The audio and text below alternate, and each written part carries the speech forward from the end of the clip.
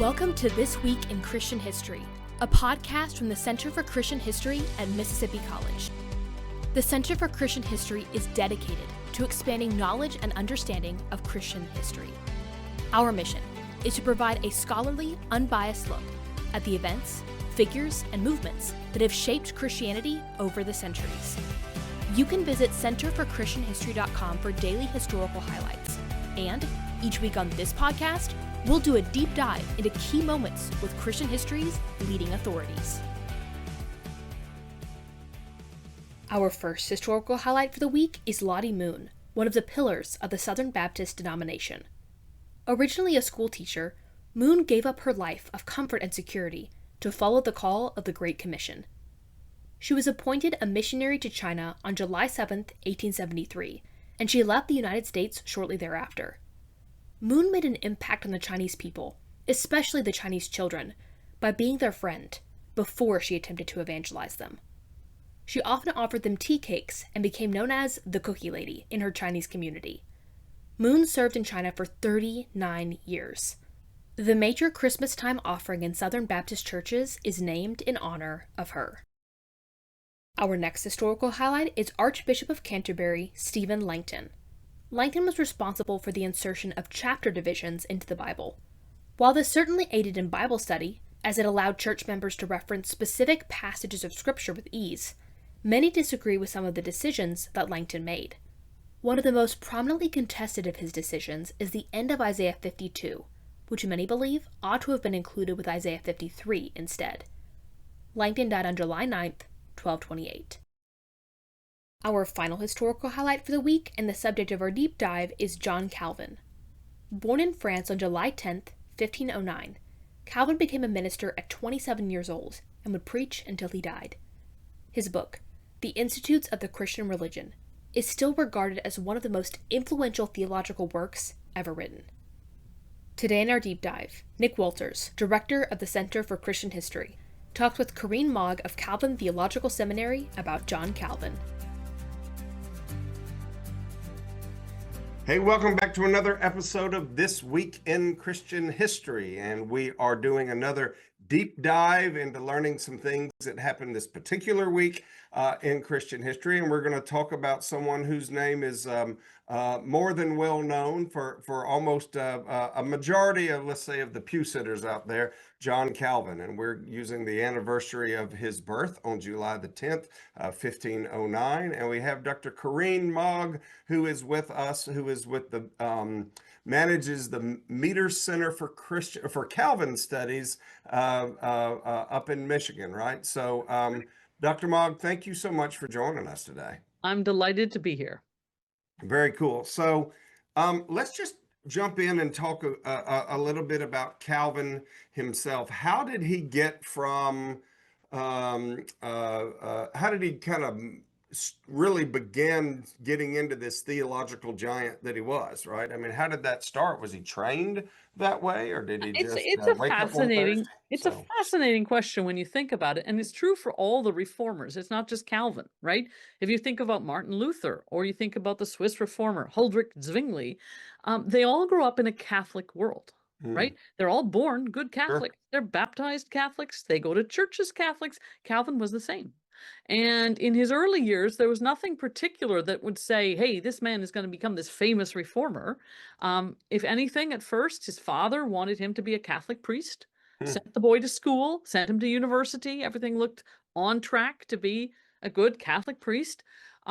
His dad then had a falling out with the Catholic authorities in his hometown and sent young John to study law instead. So a career change. And he's in France, right? Wasn't he born in France? Absolutely, yeah, right. In France. And this is now the 1520s, right? So the Reformation, Luther, 1517. But that hasn't really spread very far yet. So in France at 1520, John Calvin's a good Catholic boy.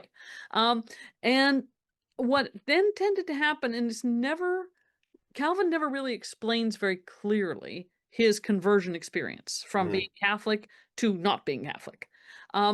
He was very private about his own views, much different from Luther, who will tell you everything about how he ever felt about every single thing.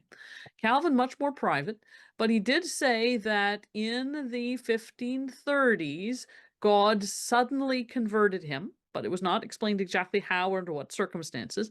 And certainly by the mid 1530s, Calvin leaves France, he travels to the Swiss lands, and he starts publishing works that sort of make him the reformer that he becomes. So his Hmm. first edition of his most famous work, The Institutes of the Christian Religion, appears in 1536.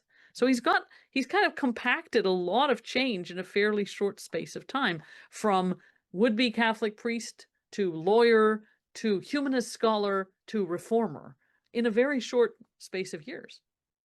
Wow. But I mean, it's not like he was out, herding sheep or something. I mean, right? I mean, he at least was in an academic world where study, learn, and maybe where his epiphany was, or some passage that really lit his brain up or made him go, "What the heck?" or whatever. We don't necessarily know that, but it's not like he just came totally in, from chopping, you know, being a woodsman or something, right? I mean, Exactly. Exactly. He had an intellectual training. And in fact, his training as a lawyer is probably very important because he had an incisive mind. He had the kind of mind that can organize and think clearly about things. So often people say about Calvin that he's a second generation reformer, right? Mm, Luther is a generation older, right? Luther is born in 1483. Calvin's born in 1509. That's a generation different, right? sure. So Calvin comes in where the ideas of the Reformation begin to circulate. Calvin learns from them, builds on them, and then also organizes them. And he's very good at that. He's very good at laying out, okay, here are the implications of what we believe, and here's why this belief makes sense. And he does that in his institutes, he does it in his commentaries, he does it in his sermons. I mean, the guy published and published. It was crazy how much he worked. He didn't just turn his brain off and go snow skiing sometime. All right, it was always going. So how did uh, for folks who might not be as familiar with it, whenever you have one piece of one where doctrine is all controlled and done through the papacy and through the whole time of how all that comes into, um, things that had already been decided, and the story was over. That's a lot cleaner, neater, nicer way to be able to do it, because there's not a whole lot of dissension, right? You'd move that out of the way, and now everybody, like their own nose, has their own opinion about the way they're reading things in Scripture, Yep. understanding that we have to define what Scripture is based off Yep. of what that would be. But then, nah, I kind of see it this way, instead I kind of see it that way. And so the Reformation during his time period, right, was kind of messy sometimes. Is that a good way to say Extremely it? Is messy. that Extremely messy. The problem is that once you start to divide, that process just perpetuates itself.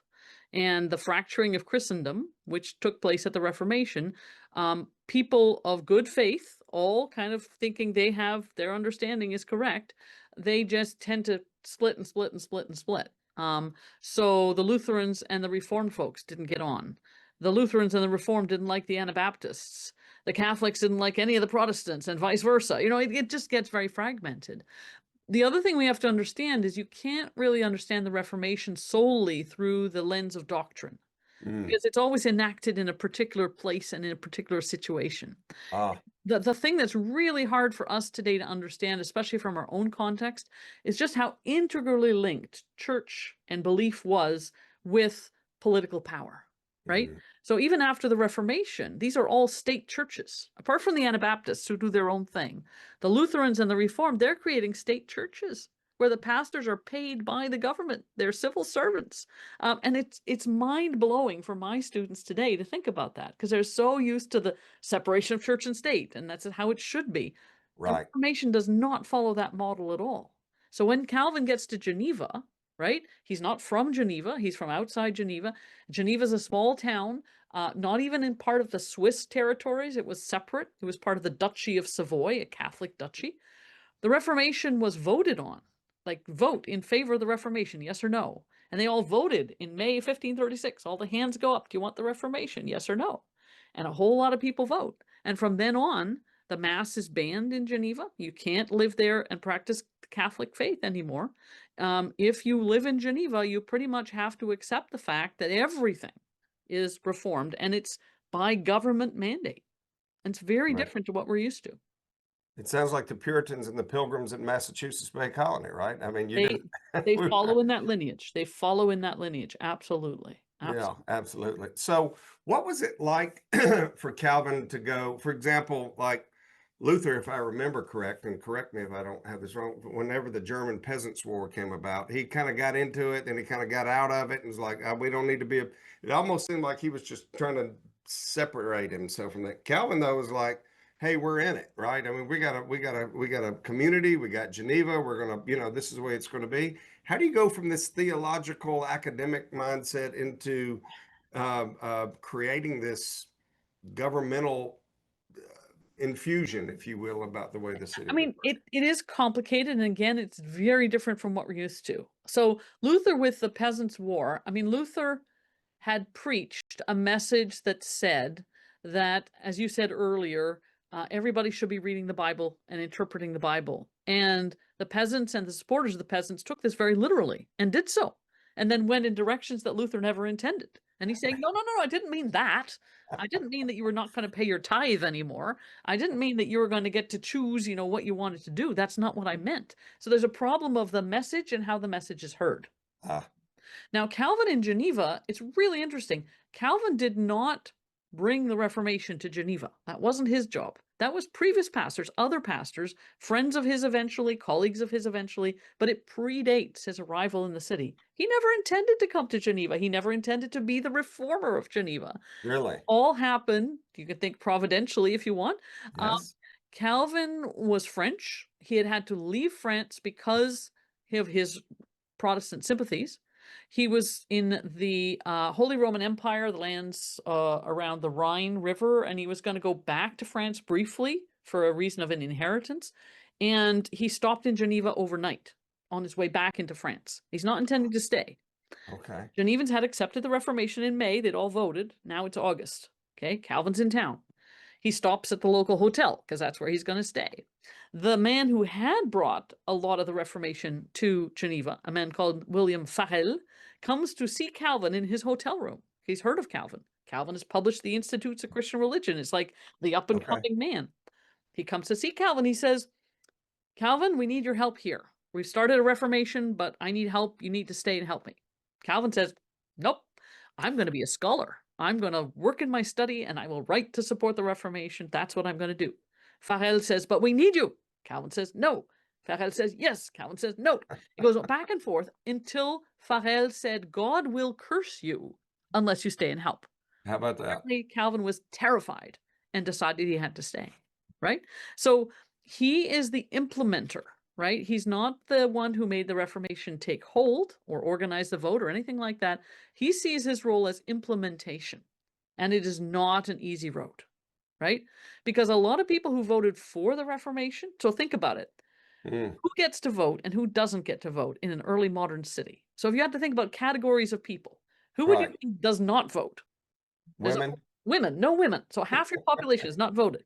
No And even landowners, men. probably. You probably Say that had to again? own land. Did you, Yeah. right? Property It's owner? it's the people at the top of society, the guys at the top of society that vote. There's a whole pile of men who don't vote, and there's all the women who don't vote. And even among those who do vote, why were they saying yes to the Reformation? Many of them for political reasons. Mm. Because their overlord was the Catholic Duke of Savoy.